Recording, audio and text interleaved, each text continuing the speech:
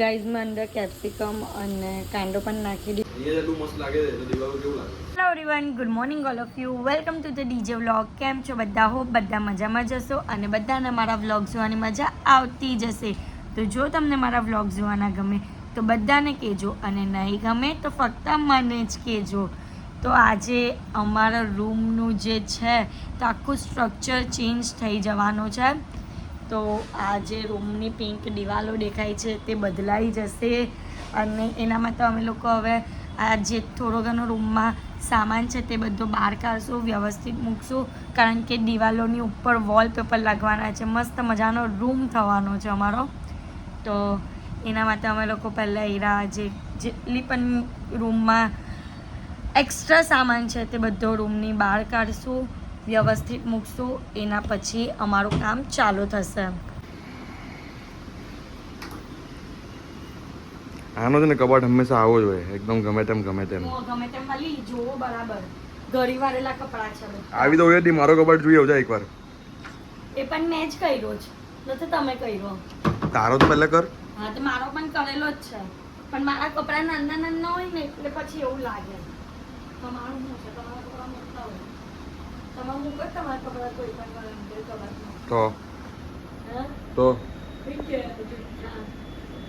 તો ગાઈઝ આજે જમવાનામાં છે લગન બટાકાનું શાક, દાળ, રાઈસ અને ભાજી ને રોટલી. અત્યારે મેં જમી લીધું છે અને હાર્દિકનો કોલ આવ્યો કે વોલપેપરવાળા ભાઈ આવે છે. તો અમે લોકોએ સવારે બધું ક્લીન કરી દીધું હતું અને હવે થોડું ઘણું બેડનું સેટઅપ કરી દીધું. તો ગાઈઝ આ છે અમારો બિફોર રૂમ.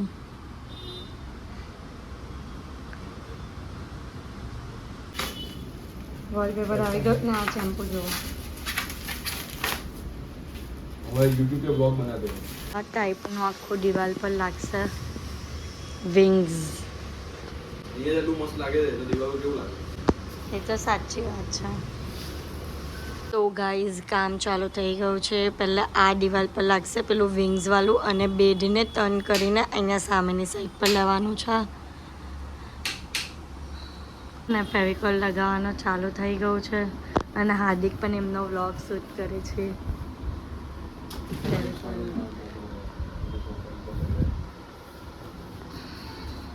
ગાઈઝ આ એક સાઈડનું લગાવાઈ ચાલ્યું અને આમ જ ગેટઅપ કેટલો સરસ આવે તે જુઓ. અને એની ઉપર બેડ અમારો મુકાશે આગળની સાઈડ પર.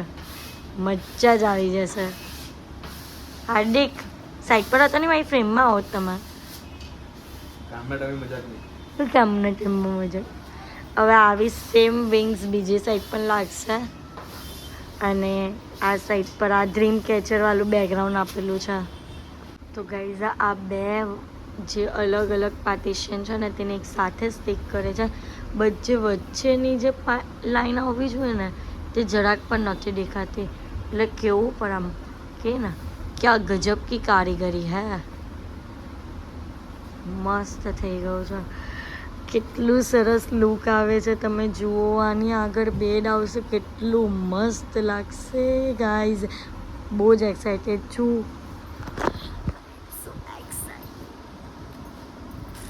ગાઈઝ આ લાગી ગયું છે આખું વોલપેપર. બે પાર્ટીશન અલગ હતા પણ મર્જ થઈ ગયા છે. ખબર જ નહીં પડતી. હે હજી તો બાકી જ है, अभी तो पिक्चर भी स्टार्ट हुआ है. હા લેકિન આ મેઇન દિવાલ તો થઈ ગઈ ને. મસ્ત લાગે છે. તો ગાઈઝ આ રીતનો થોડું ઘણો લુક આવશે. અત્યારે આ બેડને થોડું સેન્ટરમાં લેવાનો છે અને આ ટાઈપનો થોડો ઘણો લુક આવશે. અહીંયા બાલ્કની છે, અહીંયા મિરર છે. ગાઈઝ હું વેફર ખાઉં છું. હવે આ બધા વોલપેપર અંદર લાગશે દિવાલ પર. બાજુની આજુબાજુ જે દિવાલો છે એ પર અત્યારે ભાઈ એમના ઉપર ગમ ચોતારે છે. એટલો બધો કચરો નીકળ્યો છે રૂમમાંથી.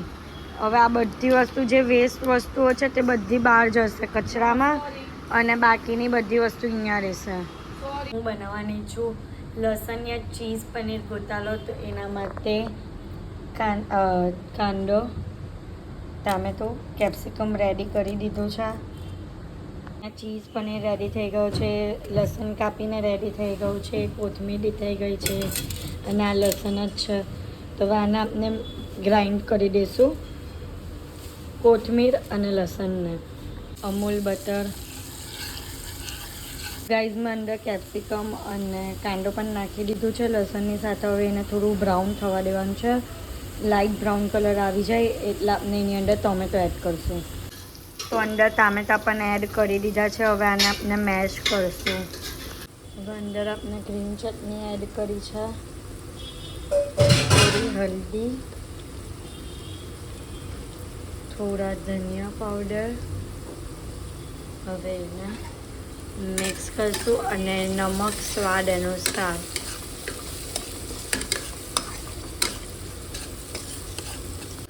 તો આને મિક્સ કર્યા પછી એની અંદર દળેલી કોથમીર નાખી દીધી છે. હવે એને આપણે પ્રોપર મિક્સ કરીશું અને થોડો ટાઈમ થવા દઈશું. તો હવે આપણે એની અંદર નાખીશું મસાલો.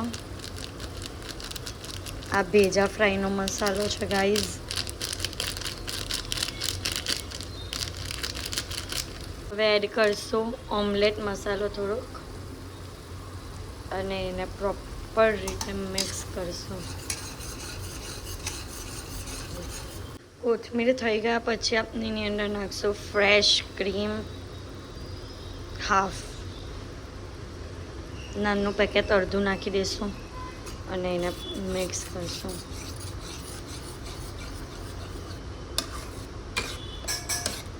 નાખ્યા પછી એની અંદર 1 કપ પાણી એડ કરીને પનીરને મિક્સ કરી દઈશું.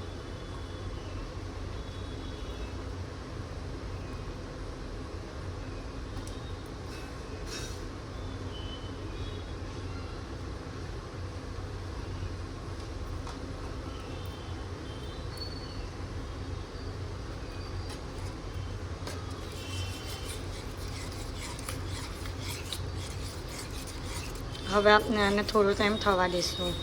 તો હવે એની ઉપર ચીઝ નાખ્યું છે અને એને મિક્સ કરીને આપણે થોડો ટાઈમ થવા દઈશું એટલે ચીઝ મેલ્ટ થઈ જાય. તો ચીઝ મેલ્ટ થઈ ગયું છે અને એના પછી ઉપરથી લીલું લસણ નાખી દીધું છે. તો ગાઈઝ આટલું ડન થઈ ગયું છે.